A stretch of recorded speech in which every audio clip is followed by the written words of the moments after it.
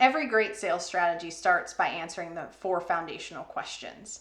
Who are you? What do you sell? What makes you special? And who are your customers?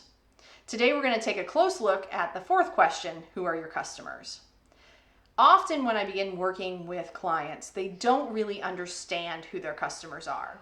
They know that some people are interested in buying their products or services and they want to tap into more folks like that, but they haven't really done a deep dive on who their existing customers are so they can understand exactly who to target.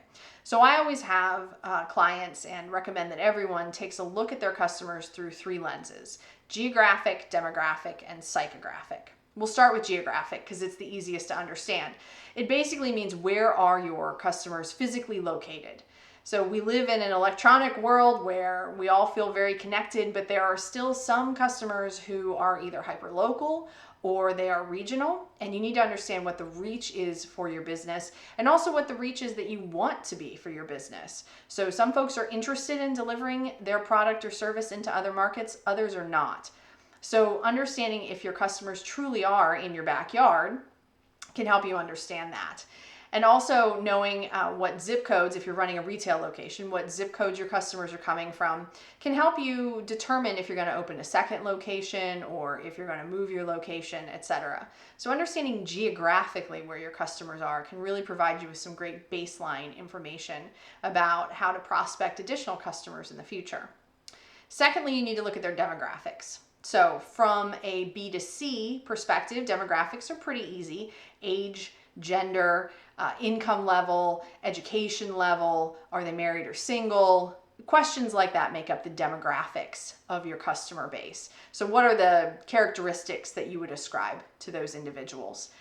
From a B2B perspective, you have to look at company size, revenue, what market segment they're in. So are they industrial? Are they engineering?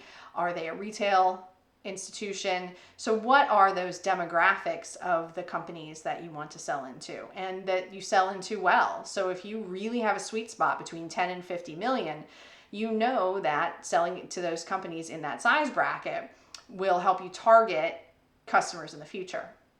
The final piece of it, the psychographic piece, is a little bit more complicated. So the psychographics are what motivates your customers to buy. So understanding whether you're focused on a firm that is interested in growth, whether they're interested in value, if they're interested in being part of cutting edge technology, what are the psychographic drivers behind the purchasing behaviors of your customers? And from a consumer perspective, are they impulse buyers? Are they planners? Is this something that they're going to pick up on a whim, or is this a purchase that you know that psychographically your customers are going to have to prepare for and plan and be willing to invest in over time? So what does that psychographic profile look like so that you know that you're tapping into people at the right stage of their business or personal life cycle, that they're going to be ready and willing to buy from you?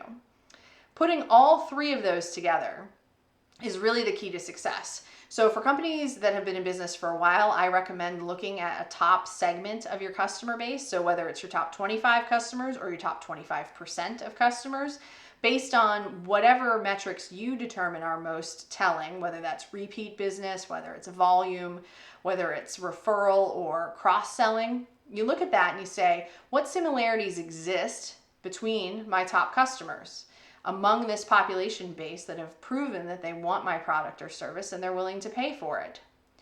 And on the other side of this, I also recommend looking at your bottom percentage of customers. So who are the customers that cost you the most in terms of time, energy, investment, angst, babysitting? Are there similarities among those customers as well? Because knowing who to sell to is important, but also knowing who to avoid selling to is critically important.